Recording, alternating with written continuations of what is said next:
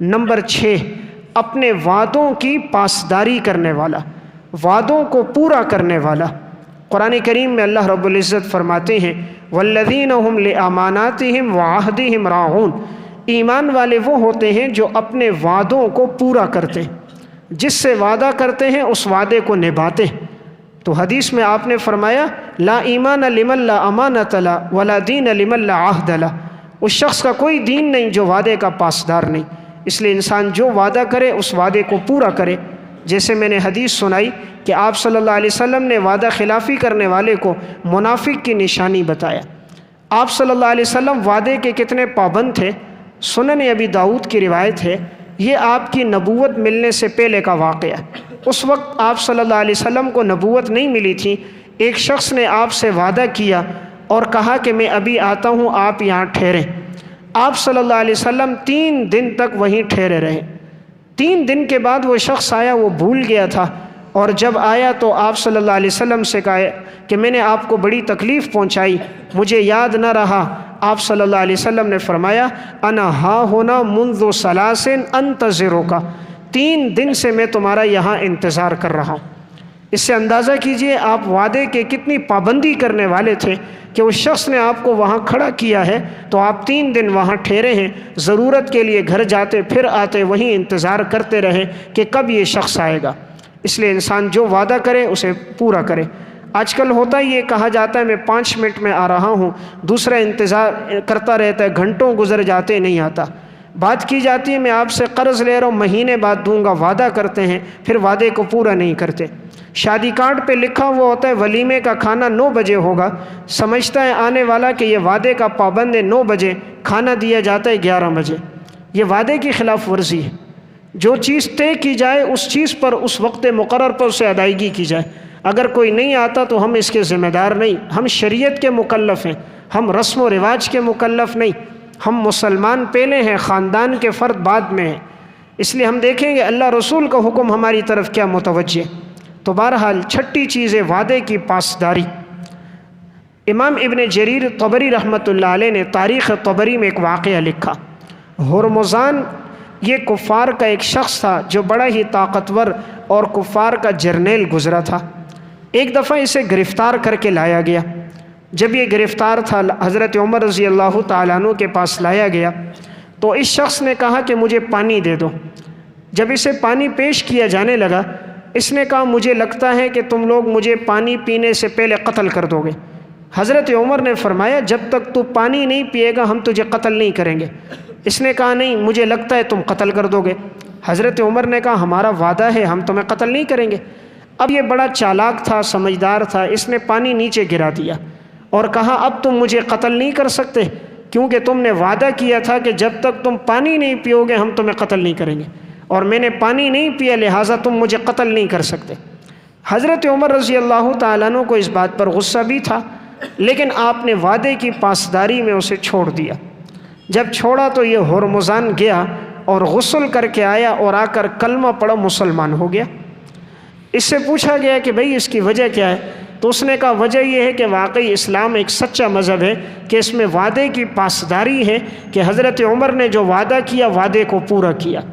اور دوسری وجہ کہ اگر میں پہلے ایمان لے آتا تو لوگ کہتے عمر کی تلوار کے ڈر سے مسلمان ہو گیا، تو اس لیے جب میں نے دیکھا میری جان چھوٹ گئی، اب میں آزاد ہو گیا، اب میں جب ایمان لے کر آیا تو اپنی خوشی سے لے کر آیا ہوں، میں کسی کے دباؤ میں یا عمر کے خوف سے ایمان نہیں لے کر آیا۔ تو دیکھیں وعدے کی پاسداری اس کے ایمان لانے کا سبب بن گئی۔ نمبر 7، کامیاب انسان کون ہے؟ جو اپنی نمازوں پر مداومت اختیار کرنے والا ہے، نمازوں پر ہمیشگی اختیار کرنے والا ہے۔ قرآن کریم میں اللہ رب العزت فرماتے ہیں والذین هم علی صلواتہم یحافظون، کامیاب انسان وہ ہوتے ہیں جو اپنی نمازوں پر ہمیشگی اختیار کرتے۔ ہمیشگی کا مطلب نماز پر دوام اختیار کرنا۔ تو دیکھیں کامیاب انسان کا پہلا وصف تھا نماز خشوع و خضوع سے پڑھنا، اور اللہ تعالیٰ نے 7واں وصف بیان کیا کامیاب انسان وہ ہے جو نماز پہ دوام اختیار کرے گا، یعنی شروع بھی نماز سے کیا، اختتام بھی نماز پر کیا۔ اس سے معلوم ہوتا ہے کہ نماز کی کتنی اہمیت شریعت میں آئی ہے۔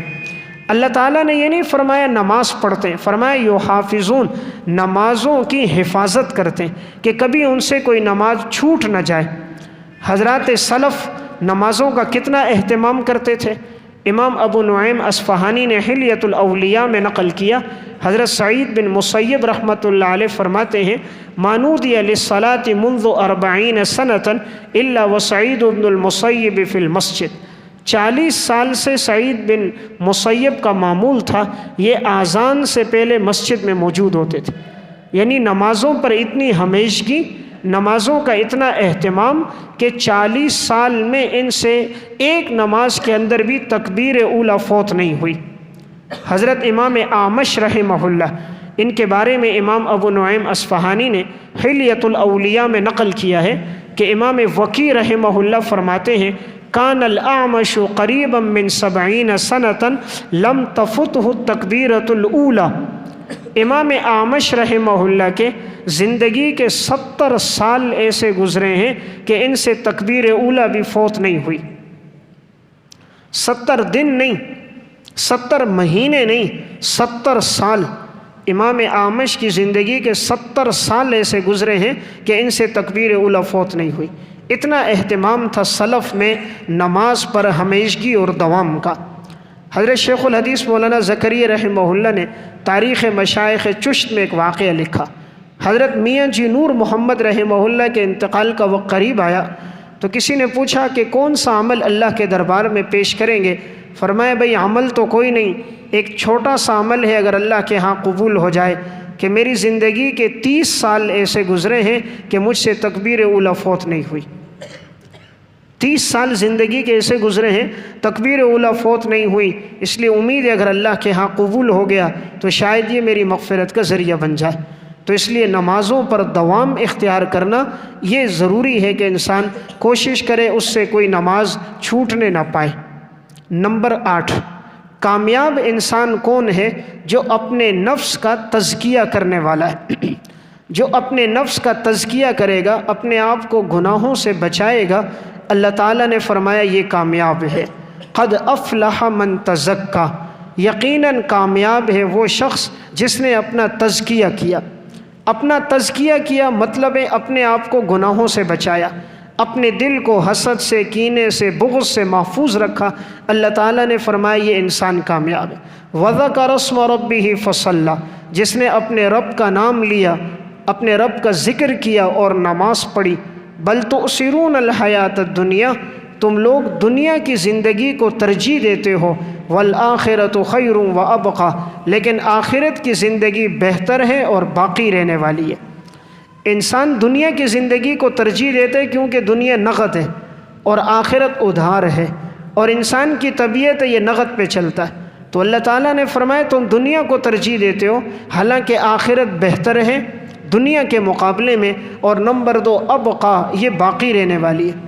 اللہ تعالیٰ نے اس مضمون کو دوسری جگہ بھی بیان کیا سورہ شمس میں، فرمایا قد افلح من زکاہا وقد خاب من دساہا، کامیاب ہو گیا وہ شخص جس نے اپنے آپ کو گناہوں سے بچایا، اپنے نفس کا تزکیہ کیا۔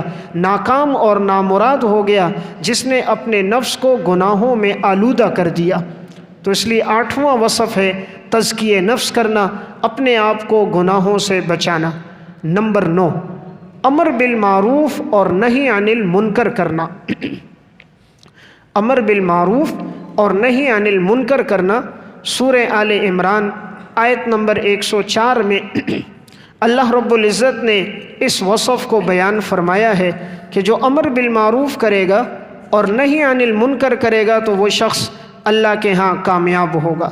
وَلْتَكُمْ مِنْكُمْ أُمَّةٌ يَدْعُونَ إِلَى الْخَيْرِ، تمہارے اندر ایک جماعت ایسی ہونی چاہیے جو نیکی کی طرف دعوت دے، وَيَأْمُرُونَ بِالْمَعْرُوفِ وَيَنْهَوْنَ عَنِ الْمُنْكَرِ، جو نیکی کا حکم دے اور برائی سے منع کرے، وَأُولَئِكَ هُمُ الْمُفْلِحُونَ، یہی لوگ کامیاب لوگ ہیں۔ تو کامیاب انسان کون ہوگا؟ جو نیکی کا حکم دے گا، برائی سے روکے گا۔ تو صرف خود دین پر چلنا نہیں ہے بلکہ لوگوں کو بھی دین کا حکم دینا ہے۔ صرف خود گناہوں سے بچنا نہیں ہے بلکہ معاشرے میں جو لوگ موجود ہیں ان کو بھی گناہوں سے روکنا ہے۔ نمبر 10، 10واں کامیاب انسان کون ہے کہ جس کو نامہ اعمال دائیں ہاتھ میں ملے اور جس کا نامہ اعمال وزنی ہو، جس کا نامہ اعمال وزنی ہو اور جسے دائیں ہاتھ میں ملے گا، یہ انسان کامیاب انسان ہے۔ سورہ اعراف آیت نمبر 8 میں ہے وَالْوَزْنُ يَوْمَئِذٍ الْحَقُّ، قیامت کے دن اعمال کا تولا جانا یہ برحق ہے۔ فَمَنْ ثَقُلَتْ مَوَازِينُهُ فَأُولَئِكَ هُمُ الْمُفْلِحُونَ، جس کا نامہ اعمال بھاری ہوگا یہی لوگ کامیاب لوگ ہوں گے۔ قیامت کے دن جس کا نامہ اعمال بھاری ہوگا نیکیوں سے وہ کامیاب ہوگا۔ وَمَنْ خَفَّتْ مَوَازِينُهُ، اور جس کا نامہ اعمال ہلکا ہوگا فَأُولَئِكَ الَّذِينَ خَسِرُوا أَنفُسَهُمْ، یہ وہ لوگ ہیں جنہوں نے اپنے آپ کا خسارہ کیا، اپنے نفس کا نقصان کیا۔ اللہ تعالیٰ فرما رہے انہوں نے ہمارا نقصان نہیں کیا، جس نے زندگی گناہوں میں لگائی اس نے اپنا نقصان کیا۔ بما کانوا بآیاتنا یظلمون، بسبب اس کے کہ انہوں نے ہماری نشانیوں سے انکار کیا۔ تو گویا کہ ایک عمل اللہ کے ہاں کامیاب انسان کا ہے جس کا نامہ اعمال بھاری ہوگا، اور نامہ اعمال بھاری ہوتا ہے نیک اعمال کرنے سے۔ جتنے نیک اعمال زیادہ ہوں گے تو یہ بھاری ہوگا، خدا نخواستہ نیک اعمال کم ہیں تو یہ نامہ اعمال ہلکا ہوگا۔